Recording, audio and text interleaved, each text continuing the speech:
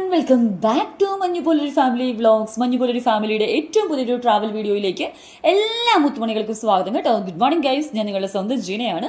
നമ്മുടെ മൈസൂർ സൂവിന്റെ ഫസ്റ്റ് പാർട്ടും സെക്കൻഡ് പാർട്ടും കണ്ടു കഴിഞ്ഞവർക്കുള്ള സുവർണ്ണ അവസരമാണ്. തേർഡ് പാർട്ട് ഇപ്പോൾ കാണാം. കാണാത്തവരുണ്ടെങ്കിൽ ഓടിപ്പോയി കാണുക.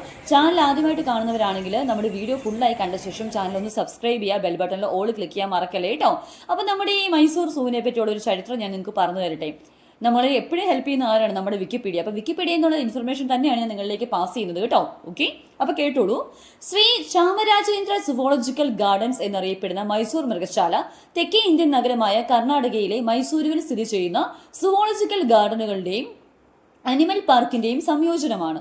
മൈസൂർ കൊട്ടാരത്തിൽ നിന്ന് ഏകദേശം ഒരു 700 മീറ്റർ അകലെ 157 ഏക്കർ വിസ്തൃതിയിൽ വ്യാപിച്ചു കിടക്കുന്ന ഇത് ഇന്ത്യയിലെ തന്നെ ഏറ്റവും പഴക്കം ചെന്നതും ലോകത്തിലെ തന്നെ ഏറ്റവും പഴക്കം ചെന്നതുമായ മൃഗശാലയാണ്. ഇന്ത്യയിലെ ഏറ്റവും പ്രശസ്തമായ മൃഗശാലകളിൽ ഒന്നായത് നഗരത്തിലെ ഏറ്റവും പ്രശസ്തമായ ആകർഷണങ്ങളിൽ ഒന്നായതിനാൽ 168ലധികം ഇനങ്ങളുടെ വിശാലമായ ശ്രേണി ഇവിടെയുണ്ട്.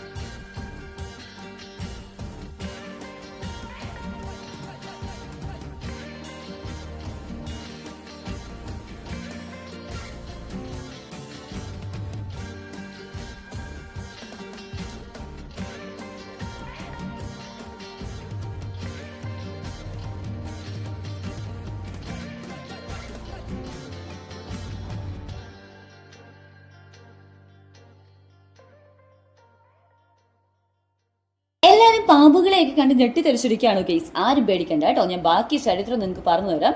മൈസൂരിലെ 23ാമത്തെ മഹാരാജാവായിരുന്ന ചാമരാജ വാഡിയാർ 10ാമന്റെ സ്വകാര്യ മൃഗശാലയിൽ നിന്നാണ് മൈസൂർ മൃഗശാല സൃഷ്ടിക്കപ്പെട്ടത്. പാലസ് സൂ എന്നായിരുന്നു ആദ്യം ഇത് അറിയപ്പെട്ടിരുന്നത്. 1909-ൽ ഇത് ചാമരാജേന്ദ്ര സുവോളജിക്കൽ ഗാർഡൻസ് എന്ന് പുനർനാമകരണം ചെയ്യപ്പെട്ടു. സൗത്ത് വെയിൽസിൽ നിന്നുള്ള AC ഹ്യൂസ് ആയിരുന്നു മൃഗശാലയുടെ ആദ്യത്തെ സൂപ്രണ്ട്. 1892 മുതൽ 1924 വരെ അദ്ദേഹം സേവനമനുഷ്ഠിച്ചു.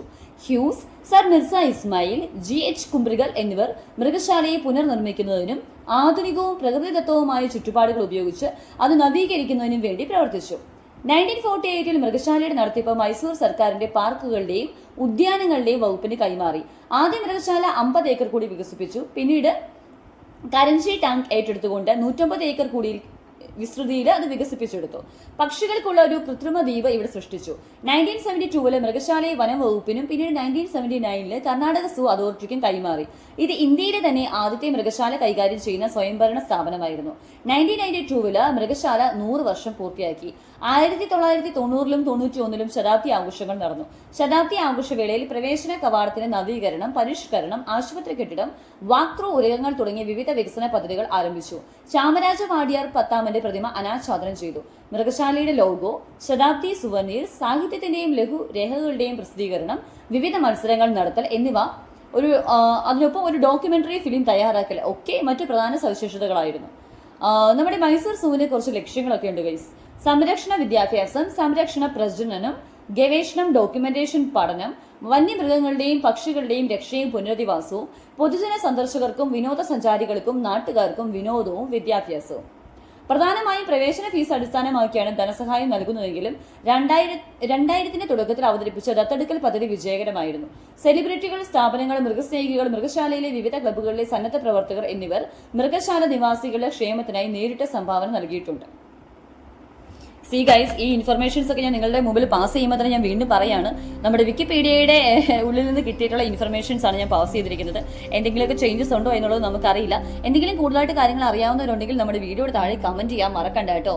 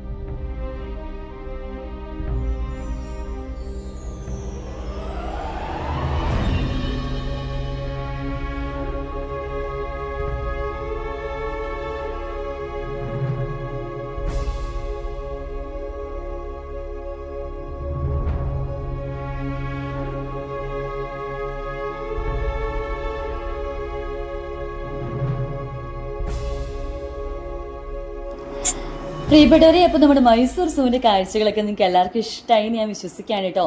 3 പാർട്ടായിട്ട് ഓൾമോസ്റ്റ് കംപ്ലീറ്റ് കാര്യങ്ങൾ നമ്മൾ കവർ ചെയ്ത് നിങ്ങളെ കാണിക്കാൻ ശ്രമിച്ചിട്ടുണ്ട്. ഈ വീഡിയോയുടെ മൊത്തം ക്രെഡിറ്റും പോകുന്നത് നമ്മുടെ അനീഷേട്ടനാണ് കേട്ടോ. കാരണം എനിക്ക് നടക്കാൻ കുറച്ച് പാടായിരുന്നു അന്ന്. അപ്പോൾ അതുകൊണ്ട് ഞാനും വാമ്പയും മിന്നിക്കുട്ടിയും കൂടെ നമ്മളൊരു വണ്ടിയിലാണ് പോയത് കേട്ടോ. ഇത് ചുറ്റും നടന്ന് നമ്മൾ ആ വണ്ടിയിൽ പോയി കണ്ടതേ ഉള്ളൂ. അനീഷേട്ടൻ ഓൾമോസ്റ്റ് ഏതാണ്ട് 4-5 കിലോമീറ്റർ ഒക്കെ നടന്നു എന്നാണ് അനീഷേട്ടൻ പറയുന്നത് ഗെയ്സ്, എനിക്കറിയില്ല. എന്നാലും അനീഷേട്ടനാണ് നടന്ന് ഈ ഫുള്ള് വീഡിയോസ് കവർ ചെയ്തെടുത്തത് കേട്ടോ. അപ്പോൾ മാക്സിമം നമ്മൾ കണ്ട കാഴ്ചകളൊക്കെ നിങ്ങളിലേക്കും കൂടെ എത്തിക്കണം നമുക്ക് ആഗ്രഹം ഉണ്ടായിരുന്നു. നമ്മളെ കൊണ്ട് പറ്റുന്നതിന്റെ കഴിവിന്റെ പരമാവധി നമ്മളിവിടെ വിഷ്വലായിട്ടാണെങ്കിലും വോയിസ് എക്സ്പ്ലനേഷൻസ് ആണെങ്കിലും നിങ്ങൾക്ക് തരാൻ ശ്രമിച്ചിട്ടുണ്ട്. നിങ്ങൾക്ക് ഈ വീഡിയോസ് ഒക്കെ ഇഷ്ടമാകുന്നുണ്ടെങ്കിൽ വിലയേറിയ അഭിപ്രായങ്ങളും സജഷൻസും സപ്പോർട്ടും ഒക്കെ ആവശ്യമാണ്. കുഞ്ഞു ചാനലാണ് കേട്ടോ. നിങ്ങളുടെ പ്രോത്സാഹനങ്ങൾ കൊണ്ട് മാത്രമേ നമുക്ക് മുന്നോട്ടേക്ക് പോകാൻ പറ്റുള്ളൂ. നമുക്ക് അധികമൊന്നും നമ്മൾ ട്രാവൽ ചെയ്യുന്നില്ലെങ്കിൽ പോലും നമ്മൾ എവിടെ പോയാലും അതിൻ്റെ വിഷ്വൽസ് എടുത്ത് നിങ്ങളെ കാണിക്കാൻ ശ്രമിക്കുന്നുണ്ട്. നിങ്ങളുടെ മാക്സിമം സപ്പോർട്ട് നമുക്ക് ആവശ്യമാണ്. ഈ ചാനൽ ഇഷ്ടപ്പെടുവാണെങ്കിൽ മാക്സിമം നിങ്ങളുടെ എല്ലാ ഫ്രണ്ട്സിലേക്കും നമ്മുടെ ചാനൽ ഒന്ന് ഷെയർ ചെയ്ത് കൊടുക്കാം. ഇനിയും നമുക്ക് ട്രാവൽ വീഡിയോസ് ഇനിയും വരാനുണ്ട്. ഈ വീഡിയോ നിങ്ങൾ കണ്ട ശേഷം നിങ്ങളുടെ വിലയേറിയ അഭിപ്രായങ്ങളൊക്കെ കിട്ടിയ ശേഷം മാത്രമേ എനിക്ക് അടുത്ത വീഡിയോ നിങ്ങളിലേക്ക് എത്തിക്കാൻ പറ്റുള്ളൂ. സീ ഗൈസ്, ഇതിനിടയ്ക്ക് നിങ്ങൾക്ക് ചീന്നൊരു സൗണ്ട് കേൾക്കാൻ പറ്റിയിട്ടുണ്ടായിരുന്നു. നമ്മുടെ അടുത്ത് വാമ്പി ഇരിപ്പുണ്ട് കേട്ടോ. ഞാൻ ഈ വോയിസ് ഓവർ കൊടുക്കുന്ന സമയത്ത് ആരും മിണ്ടല്ലേ എന്ന് പറഞ്ഞ് ഫാനൊക്കെ ഓഫ് ചെയ്തെങ്കിലും വാമ്പി അവിടെ നിന്ന് ചീ എന്ന് പറഞ്ഞ് തുമ്മുന്നുണ്ടായിരുന്നു ഗൈസ്. അതാണ് കേട്ടോ. അപ്പോൾ അതും ആ കൂട്ടത്തിൽ വോയിസ് ഓവറായിട്ട് കയറിക്കോട്ടെ. അത് പറഞ്ഞപ്പോഴത്തേക്ക് വാമ്പി അപ്പുറത്തെ മുറിയിൽ പോയിരുന്നു തുമ്മുന്നുണ്ട് ഗൈസ്. അപ്പോൾ എല്ലാ പ്രിയപ്പെട്ടവരോടും വൺസ് അഗൈൻ ഒരുപാട് സ്നേഹം കേട്ടോ. മഞ്ഞുപോലൊരു ഫാമിലിയുള്ള എല്ലാ മുത്തുമണികളും ഒത്തിരി സ്നേഹത്തോടെ മുൻപോട്ട് പോവുക. ഇനി പുതുതായിട്ട് വരുന്ന എല്ലാ ആൾക്കാരും ഒരുപാട് സ്നേഹത്തോടെ നമ്മുടെ കൂടുതൽ ചേർന്ന് വരിക. അപ്പോൾ ഈ വീഡിയോ ഇഷ്ടപ്പെട്ടോ, എന്താണ് അഭിപ്രായങ്ങൾ പറയാൻ മടിക്കരുത്. എത്രയും വേഗം ഒരു 2-3 ദിവസത്തിനുള്ളിൽ തന്നെ ഞാൻ അടുത്ത ട്രാവൽ വീഡിയോ ആയിട്ട് നിങ്ങളുടെ അടുത്തേക്ക് വരും. വീണ്ടും പറയാണ്, കുഞ്ഞു ചാനലാണ്. നിങ്ങളുടെ ഓരോ സപ്പോർട്ടും പ്രോത്സാഹനം കൊണ്ട് മാത്രമാണ് നമുക്ക് മുന്നോട്ടേക്ക് പോകാൻ പറ്റുക. വീഡിയോസ് കാണുന്ന ആരും ഈ ചാനൽ സബ്സ്ക്രൈബ് ചെയ്യാതെ പോകരുത് കേട്ടോ. നിങ്ങളുടെ ഓരോ സബ്സ്ക്രിപ്ഷനും നമുക്ക് അത്രയും വിലപ്പെട്ടതാണ്. അതുപോലെ തന്നെ നമ്മുടെ വീഡിയോസ് ലൈക്ക് ചെയ്യുക, നിങ്ങളുടെ വിലയേറിയ അഭിപ്രായങ്ങൾ പങ്കുവയ്ക്കുക. എല്ലാ വീഡിയോസിലും നിങ്ങളുടെ പ്രോത്സാഹനം ആവശ്യമാണ്. അപ്പോൾ അടുത്ത വീഡിയോ ആയിട്ട് കാണാം. Bye bye.